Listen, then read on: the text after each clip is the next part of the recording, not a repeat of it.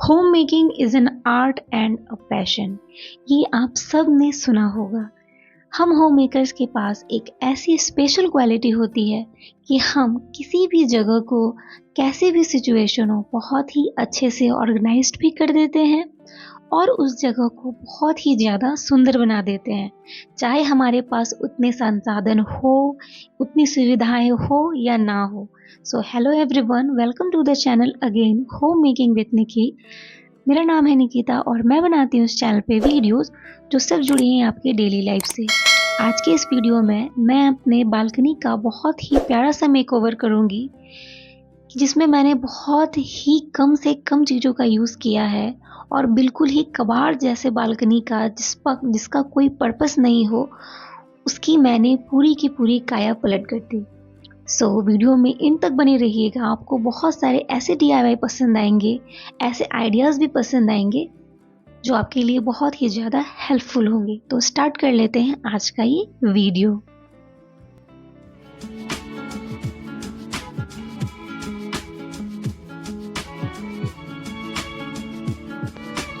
सबसे पहले मैं यहाँ स्टार्ट कर रही हूँ यहाँ की क्लीनिंग से।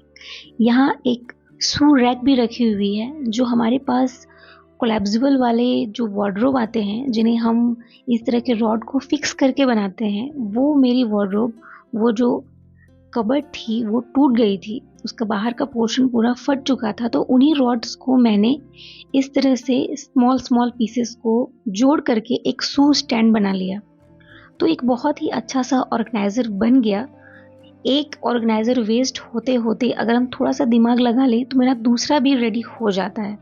और उसके ऊपर भी मैंने शूज़ को रखने के लिए थोड़ी सी रस्सियाँ बांध दी, जिससे मेरा ऊपर का भी पोर्शन यूज़ हो गया।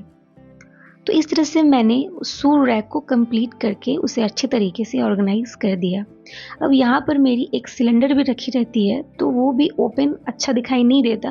तो इस तरह से मैंने एक कुर्ती को लेकर के उसके ऊपर ढक दिया, जिससे कि बिल्कुल भी इसका जो लुक है एकदम चेंज हो गया, दिखने में बिल्कुल भी ख़राब नहीं लग रहा है। और इसके ऊपर इस तरह का एक बोर्ड था, जिसे मैंने कलरफुल पेपर से कवर कर दिया और उसके ऊपर मैं बस एक प्लांट रख दूंगी, जिससे वहाँ का लुक पूरा का पूरा चेंज हो जाएगा और बिल्कुल भी नहीं लगेगा कि वहाँ पर किसी भी तरह का सिलेंडर रखा हुआ है। सिलेंडर ओपन रखी रहती है तो वो भी लुक अच्छा नहीं लगता। तो बालकनी को हमें ऐसे मेकओवर करना है, ऐसा करना है कि हम जब कभी भी जाएं तो वहाँ से मन हमारा हटे नहीं। 2 मिनट ही सही, हम थोड़ा वहाँ टाइम भी खुद बैठ सके, थोड़ा टाइम स्पेंड कर सके। वहाँ इस तरह का पानी का जार भी रखा हुआ था, जो कि एक वेस्ट ही पड़ी हुई थी, इसका भी मुझे यूज़ करना था। मैंने इसके लिड को थोड़ा सा कट कर दिया और हल्का सा पोर्शन उसका मैंने छोड़ दिया।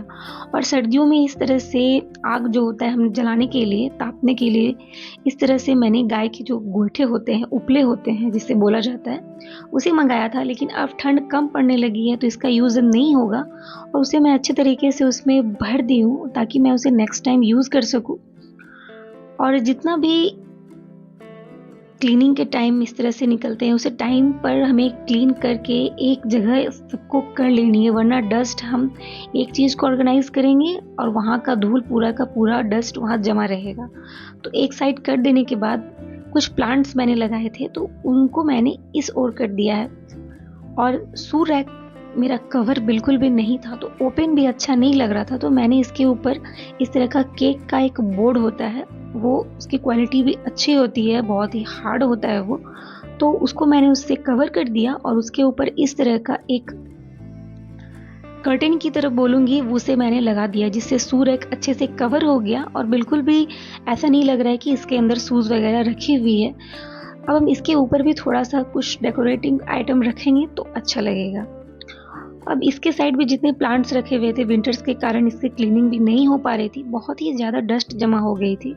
तो जब सबकी क्लीनिंग हो रही है, अच्छे तरीके से ऑर्गेनाइज कर रही हूँ, तो इसे भी मैं अच्छे तरीके से वाइप कर दूंगी। जब हम प्लांट्स के पत्तों को अच्छे तरीके से वाइप कर देते हैं तो उनका भी ग्रोथ अच्छा होने लगता है, वो देखने में भी बहुत ही ज़्यादा शाइनी लगने लगते हैं, प्लांट्स का लुक ही चेंज हो जाता है। अब क्लीनिंग और ऑर्गेनाइजेशन हो जाने के बाद अब बालकनी की थोड़ी मोड़ी डेकोरेशन भी करूँगी।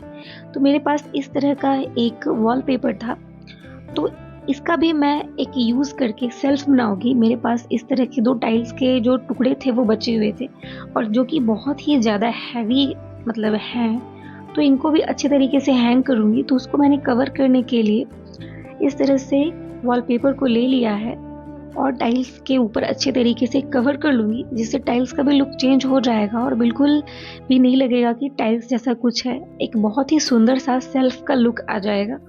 तो मैं जस्ट गिफ्ट रैपिंग जो तरीका होता है उसी तरीके से मैंने इसे फोल्ड कर दिया और अच्छे तरीके से उसे स्टिक कर दिया, तो जिससे हमारा 2 सेल्फ बहुत ही इजी तरीके से रेडी हो गया। अब इस पे हम कुछ भी डेकोरेटिव आइटम रखेंगे तो देखने में भी खूबसूरत लगेगा और बहुत ही मजबूत डोरी देनी पड़ेगी, नहीं तो फिर अगर रस्सी कमज़ोर हुई तो टूट के भी गिर सकती है। तो ये बहुत ही मतलब इसका स्ट्रेंथ भी अच्छा था, तो मैंने इसी को यहाँ नेलिंग्स की हुई थी तो यहाँ मैंने हैंग कर दिया और इस तरह से मेरे 2 सेल्फ बन गए। तो हमारा जो नो कॉस्ट जो इस तरह का वॉल सेल्फ रेडी हो गया, वरना इस तरह के सेल्फ भी मार्केट में कॉस्टली ही आते हैं। ऑनलाइन भी देखने जाएँ तो 200 से 300 के अप्रॉक्स में इस तरह के सेल्फ आते हैं। तो अगर घर पे आपके भी इस तरह से टाइल्स के टुकड़े अगर पड़े हुए हैं तो उन्हें भी आप बहुत ही अच्छा सा रीयूज़ कर सकते हैं। और इस तरह से छोटे-छोटे से प्लांटर जो कि प्लास्टिक के बॉटल्स को कट करके निकले थे, उन्हें अच्छे तरीके से पेंट करने के बाद इस तरह से डेकोरेट कर देने से बहुत ही अच्छा सा लुक आ जाता है। और इस तरह के जो वेस्ट प्लेट बच जाते हैं, मैंने इसके ऊपर पेंटिंग करके इस तरह का एक प्लेट पेंटिंग ही रेडी किया था। उसको भी मैं इस तरह के वॉल के आगे लगा दूंगी, क्योंकि यहाँ का भी वॉल खाली है और देखने में थोड़ा खाली खाली ठीक नहीं लग रहा है। अब और इस सू रैक के ऊपर मैंने जो बोर्ड लगाया है वो भी बहुत ही ज़्यादा मजबूत है, तो इसके ऊपर कुछ प्लांट्स लगा दूंगी। तो इस तरह से थोड़े थोड़े से चेंजेस कर देने से लुक बहुत ही ज़्यादा चेंज हो जाता है, बहुत ही ज़्यादा सुंदर लगने लगता है। और इस तरह से मेरे पास एक हैंगिंग जो होता है वॉल हैंगिंग टाइप का एक गणेश जी बने हुए थे, तो उसकी जो घंटी नीचे होती है वो उसका कलर बिल्कुल जा चुका था, तो थोड़ा सा मैंने उसका गोल्डन पेंट कर दिया और उसको नेलिंग्स के थ्रू वहाँ हैंग कर दिया। तो अब देख लेते हैं हमारा इसका फाइनल लुक।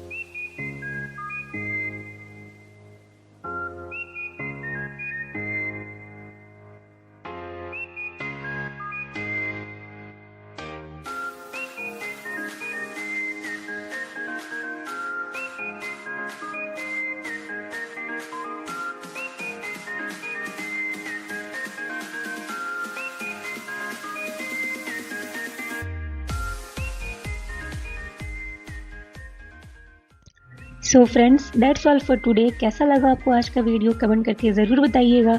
अगर वीडियो पसंद आया होगा तो उसे प्लीज़ लाइक कीजिएगा। अगर चैनल पे नए हैं, फर्स्ट टाइम विजिट कर रहे हैं, तो प्लीज़ सब्सक्राइब करके इस फैमिली का पार्ट बन जाइएगा, क्योंकि आप सबके सपोर्ट के बिना बिल्कुल भी पॉसिबल नहीं है। सो मैं मिलूँगी आपसे एक नेक्स्ट वीडियो में, तब तक के लिए stay happy and stay blessed.